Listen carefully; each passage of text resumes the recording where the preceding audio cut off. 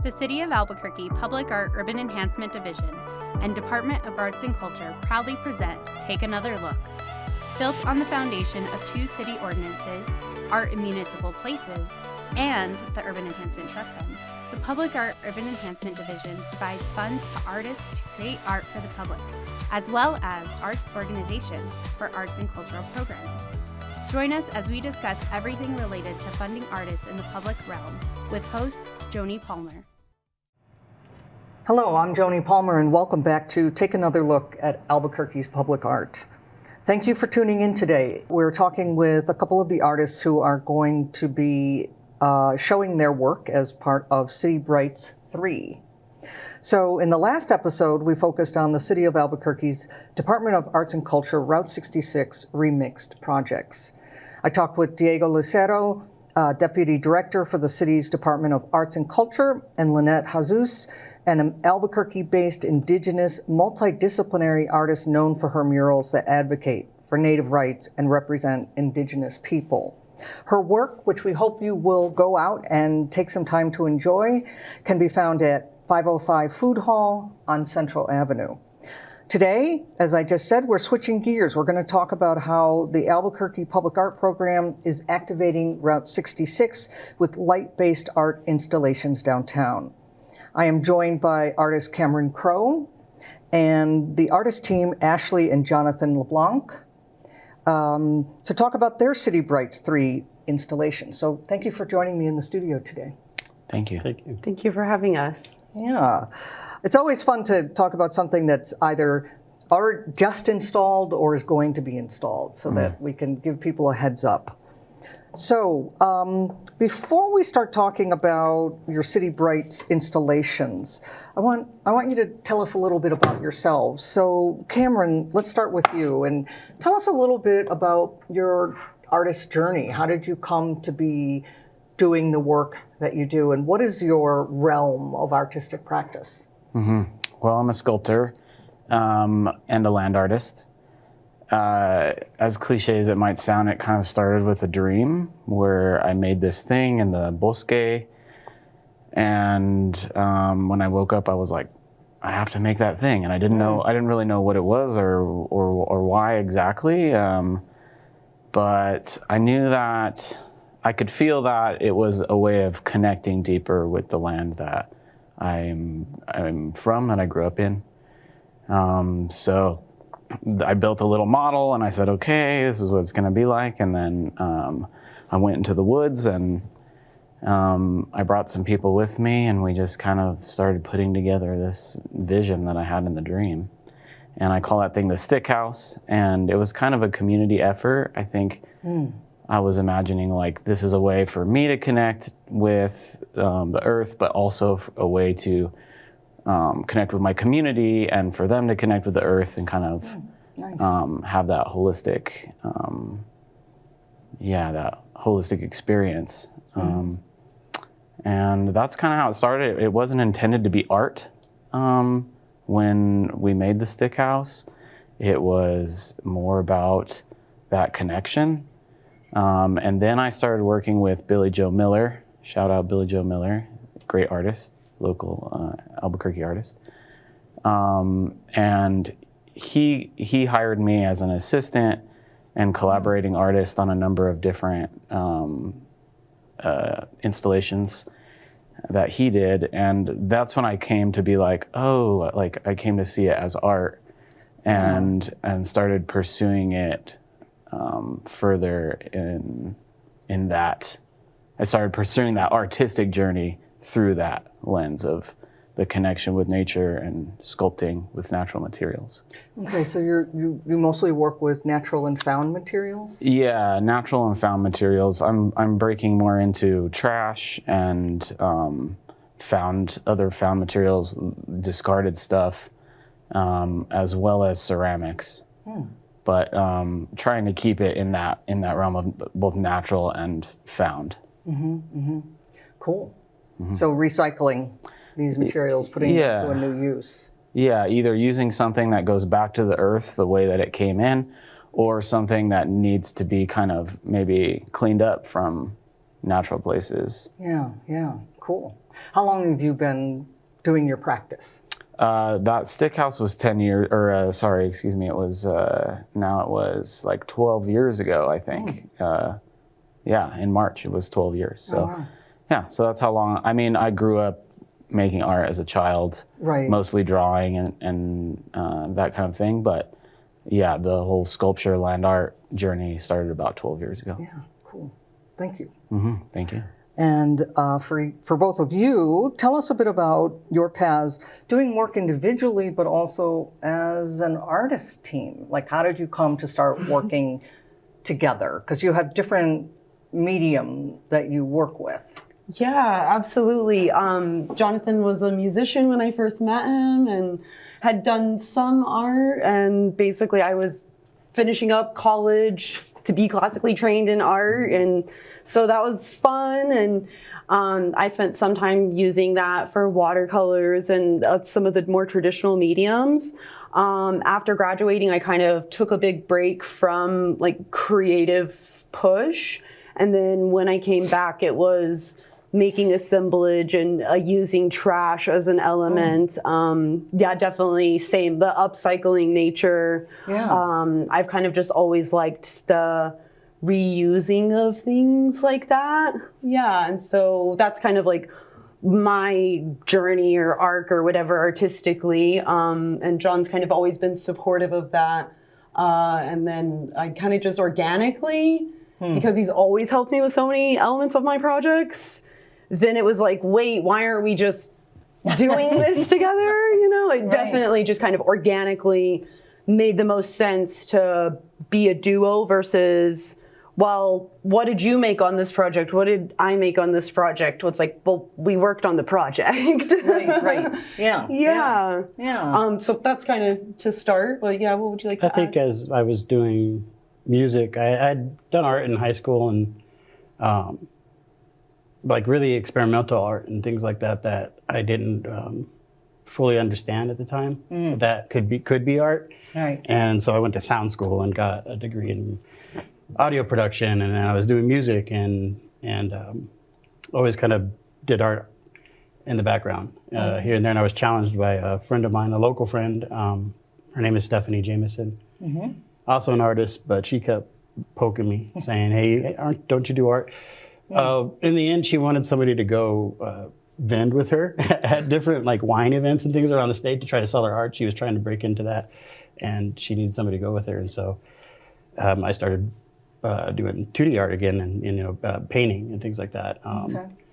And over that time, I was still working in technical field, doing audio stuff, and then doing a lot of digital work with like LED lights and projection and things like that, but all for more corporate things. And it wasn't until the pandemic hit that I kind of had the time to really sit down and think and put them all together as an art form. And I think I would be lying if I didn't say it's become a lot more mainstream and popular for people in maker communities and things like that to kind of cross over into the art world and back and forth. And so, and then with working with Ashley, like I said, we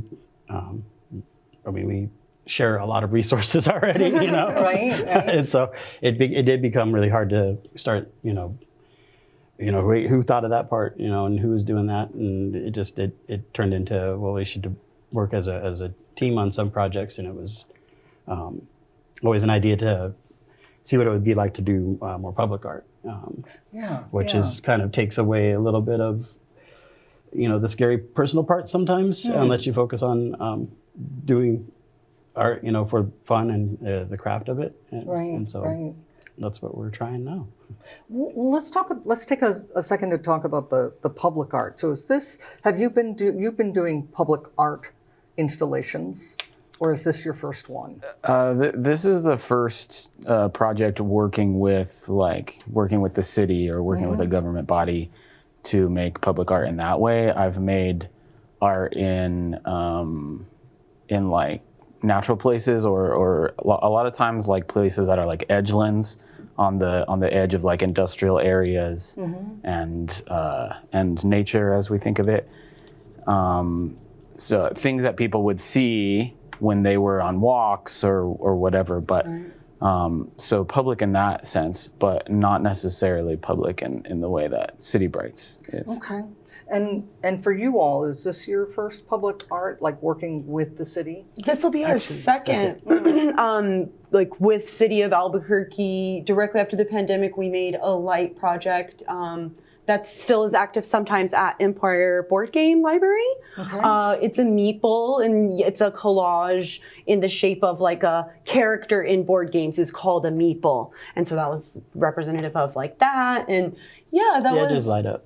And it lights up. So that was definitely it was meant to be our temporary, first. and that was 5 years ago. I can't. It's Yes. fun. he still drags it in and out. And Yes, what started as a temporary cool. project has turned into something that's permanently in his space a lot of the year. Oh, that's cool. Yeah. Yeah. It's interesting how these things evolve.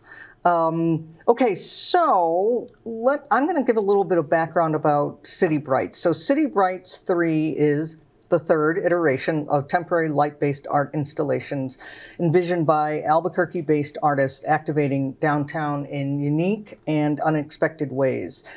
City Brights began as City Bright in 2019 as a new opportunity offered to artists and Albuquerque artists under the city's Insight, and that's SIGHT, temporary public art program. That was successful, so they launched City Brights 2 in December of 2024. And if you want to learn more about that, check out episode 16 of our podcast to hear the conversation between teaching artist and downtown business owner James Black and the project coordinator and artist Christine Jelson West.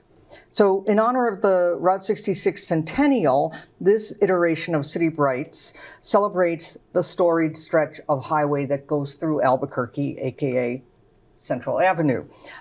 This year there are 9 temporary light-based art installations, 3 of which have launched and 6 more will launch in April. So if you go to the city's website, you can learn more about each of the pieces, but also there's bios and info about all of the artists, so you can learn a little bit more about Jonathan and Ashley, as well as Cameron. And they'll be doing updates, so as things roll out. So your piece has not rolled out yet. Not yet. It will be going live for the April Albuquerque Art Walk. That's April 4th, I believe. And we're securing the location is going to be around Curious Toast. Okay. Yes. Cool. Yeah. And how about you? Is yours installed? Mine is installed. I installed it for the first Friday of February 6th, and it's at Sister Bar downtown on in between 5th and 6th on Central. Oh, okay. Well, let's talk a little bit about how did you hear about this project and what drew you to being involved in this project? And we'll talk a little bit more in a few minutes about how you chose your sites and your materials. So, what drew you to the project? Well, I'd heard about it through fellow artists, someone who I've collaborated with, I think is where I heard it first, David Cappy. Shout out David Cappy, another great local artist. It was like due, and it was like City Brights, maybe the first City Brights initiative or the second one, I can't remember. And I had mentioned to him that I wanted to make some light-based works, and he said, "Oh, I should have told you. I didn't know you were interested. There's an initiative for light-based works on Route 66 with the city." But at that point, it was the proposal was due in just a few days, so there wasn't enough time to pull a project together. But when I saw that they did a third, I was like, "Yeah, let's go." I definitely like to try to be a part of that. Yeah. How about you all? How did you learn about it? I had heard about the first one through friends that I worked with at a company that used to do some stuff like kind of similar to this. And then last year, for the last City Brights, I ended up just kind of being a laborer for a friend of mine, Jordan, who had built some robots with lasers in their hands and eyes, and spent a great deal of time wiring up robots with my soldering abilities.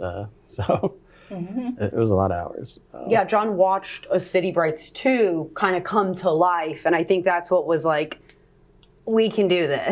Yeah, let's go for it. Yes. Yeah. I mean, it's great to hear that, artists are, that you're talking with each other, that you're sharing this information, because that's a big part of how it seems in Albuquerque that the word gets out and that it's collaborative. Mm-hmm. Yes. Yeah, funny enough, I think David Cappy had heard about it through Jordan because they're friends. So we've got that in common, I think. Yeah, he was very, very excited last year.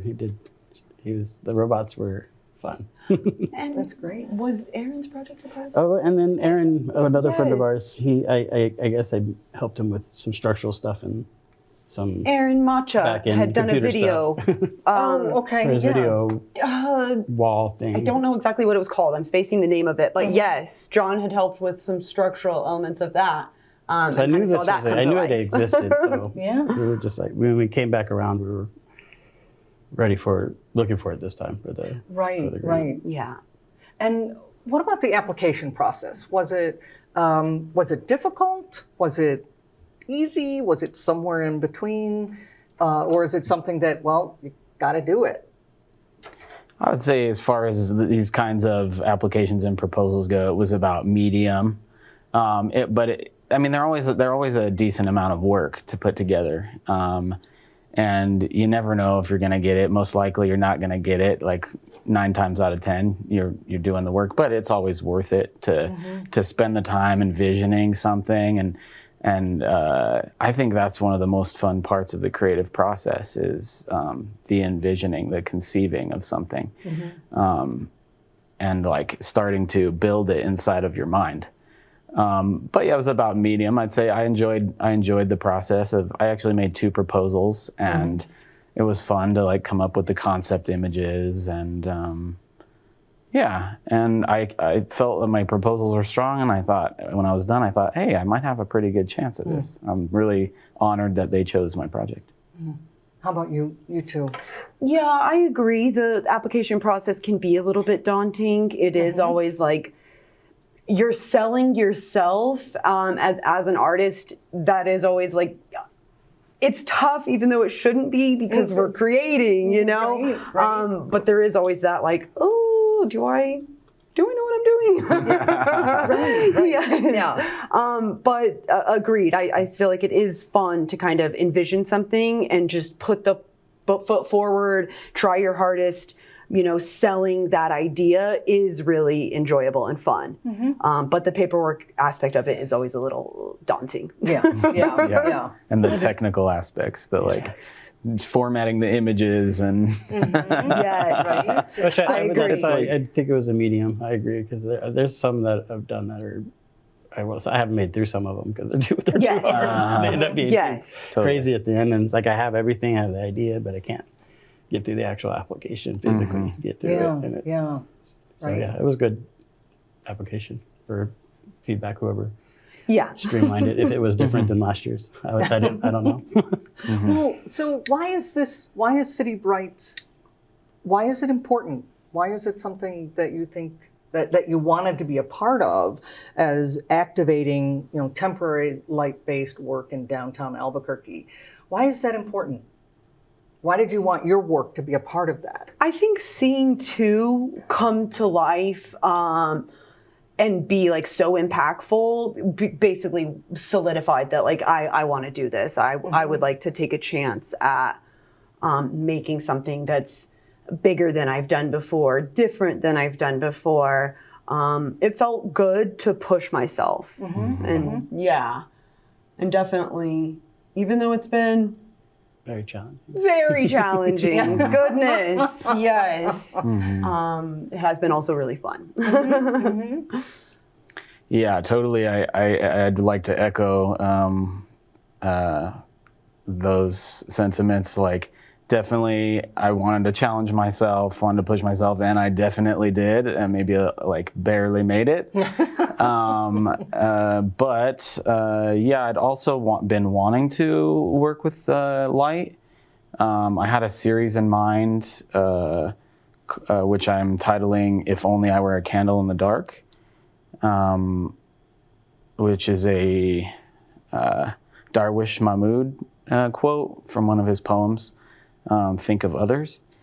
But the whole concept is like how to like shine a light in the darkness, and like what that means to like hold the light and protect the light in a world of darkness, in a world that is full of suffering and struggle. And I mean, it's been more obvious now than ever, with number of wars happening and social and political upheaval. And so I felt like, I felt called to work with light for that reason.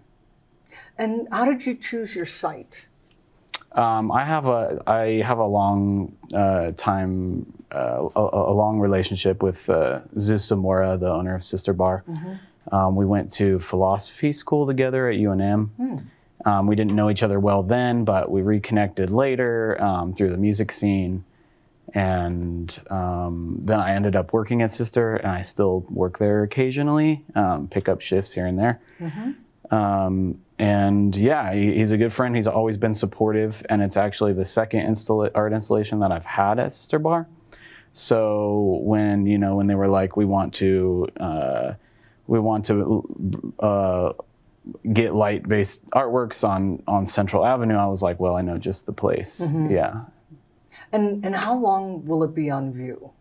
I think approximately 6 months. I think it's like coming down like late October, early November. Okay, so people have time to go check it out. Totally, yeah. Yeah. And where is it in relation to in Sister Bar in terms of the patio, the outside patio? So it's on the patio, so you can see it from the street. You can see the light from the street, and so if you can't go in, if you're underage, or if you don't got your ID on you or something, you know how bars are. You can see it from the street, totally well enough to appreciate it. But if you come in, and I'm sure that if you didn't have your ID or something, you could always just ask the security person if you could just come look at the art. Don't quote me on that. But as you enter the bar, it's immediately to your right on the patio against the back wall there. Okay. I highly suggest approaching if at all possible. It is very cool from the street, but it is really cool once you're up close. Thank you. Yeah, I agree. Yeah, especially the closer you get, really, because the light is coming from within. Like if you really just go right up to it and put your face right into it, you can kind of see the additional element of the light diffusion that I made out of paper mache. So.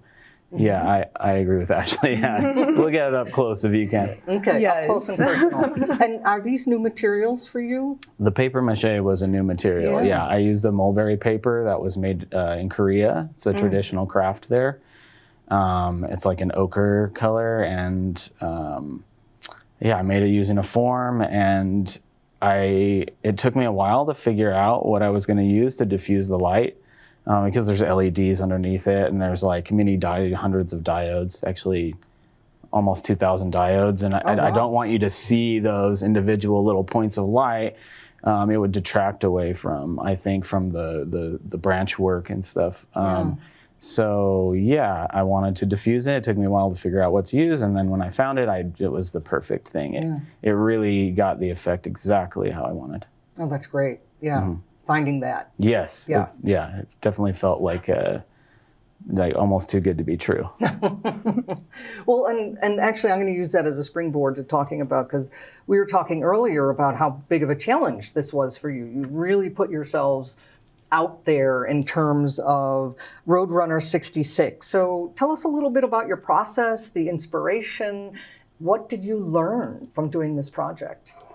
Yeah, so John's been pretty much surrounded by different mediums and things like that. So he's done fabrication with a lot of things, but this was our first time working with metal. Okay. And definitely first time working with large scale metal.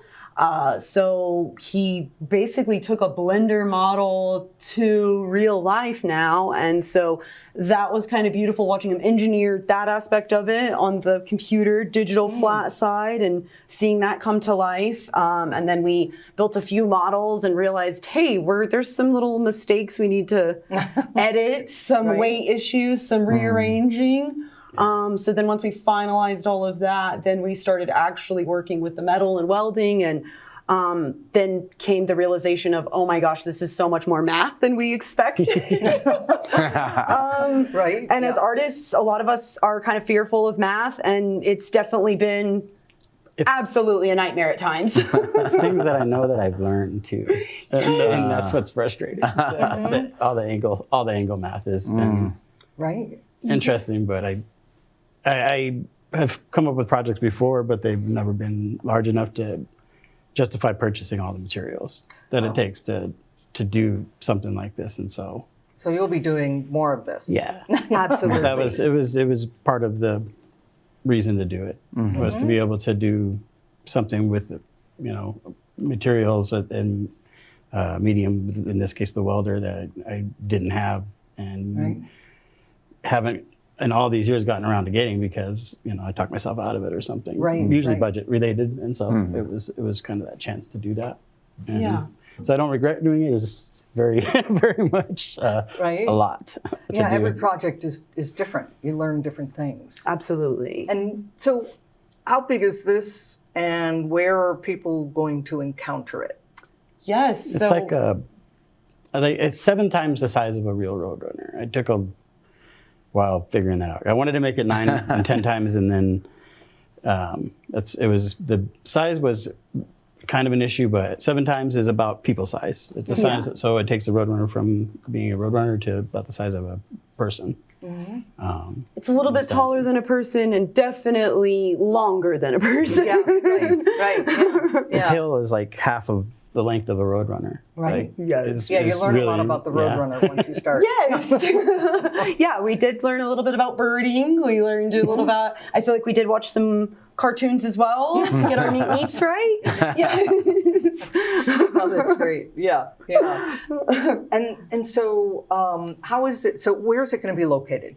So it's going to first activate at Curious Toast, but we're ideally going to be activating every art walk at a location down Route 66, and then we're in talks with where it could permanently be located. Oh, that's great. Yes. It's semi-portable right now. Not mobile, but portable. Yes. To where it could, ideally, we talked about being able to have it just be featured at different things, or people might want to have something like that lights up. That's pretty cool. Even if it isn't necessarily an art-related event, even if they want to just have it. So hopefully we can show it at multiple places. But And how about your piece? So Cameron, for you, did you see an afterlife or a next life or for your piece? Good question. Well, I have some time to think about it. Thankfully, the 6 months gives me some time to like take some space away from it. It was all encompassing for a handful of months there, and gives me some time to like take some space away from it and like do other things and then come back to it and think about that. But I would love to, I aim to sell it, I think, but I would love to show it, hang it at some other venues if possible. So I'll be on the lookout for that, or maybe also a purchase initiative with the state. I've applied for those before, so I'll keep my eyes out for one of those. Yeah, good luck. Thank you. Yeah. Well, we only have a few more minutes left, so I'm gonna, actually, I want to ask one more question of both of you. Yours is about, Cameron, yours is about walking up to it and really, you want to get in your face, right? So you really get the full experience. For you all, walking, driving, biking, is that how you cited it, so that you would have different? I wanted it to be completely approachable for you to be able to walk up to it and, in a sense, engage with it. It is going to be made out of materials that can be cleaned up. You can put your hands on it. People can engage in that sense. Because of the scale and the lighting that we're using, you will be able to see it, just driving by, or that's why we also did a little bit of engineering work to make sure that it can go inside like a standard doorway and Smart. into like potentially like a window space of a business as well. So we tried to kind of think of its life, you know, after City Brights activations. Yeah, that's very cool. Smart. So, any final thoughts that you would like to share with the audience?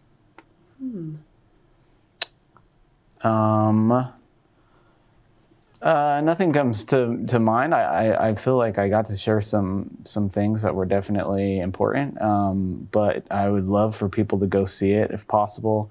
I put a lot of myself into it and really tried to challenge myself to make something better than I've ever made, or at a higher quality than I've ever made, and really use this as an opportunity to springboard to new stuff. And I'd love if people went and checked it out. Cool. Yeah, definitely. I absolutely resonate with that statement completely, fully. Yes. Yeah. It feels good to challenge myself and then now get to finally showcase it, and with the opportunity that this potentially could be something more with public art or light art or maybe both. Right, growing your practice in new ways.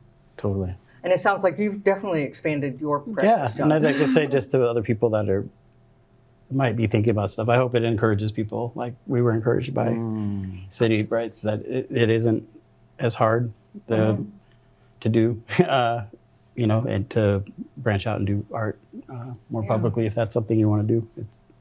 I'm glad the city is getting involved with that more and more. Yeah, absolutely. Definitely.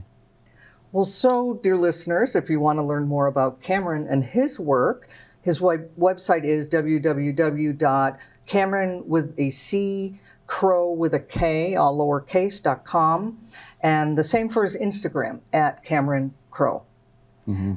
If you want to learn more about Ashley and Jonathan's work, Ashley has an Instagram @ZiaCide, so @ZIACIDE, and Jonathan's is @LeBlanc Noise. Okay, so that's LEBLANC Noise, all lowercase. To learn more about the City Brights 3 activations, visit the Public Art website. You'll find all of this information along with a whole bunch of other resources, and Cameron and Jonathan and Ashley are going to be providing some other stuff that we haven't talked about today, some other projects, some different things that they're doing that will be in this newsletter. So you can also sign up for the newsletter at the Public Art website. So thank you for listening. Please join us for our next episode, which will be the 3rd episode in this set about Route 66. We hope that after you've listened to this podcast, that you will take another look at Albuquerque's public art. Thanks. Thanks for listening. To learn more about the Albuquerque Public Art Program, the Public Art Collection, opportunities for artists, and so much more, visit cabq.gov/publicart. To learn more about the Urban Enhancement Trust Fund, visit cabq.gov/UETF. Tune in next time to take another look at the City of Albuquerque Public Art Urban Enhancement Division.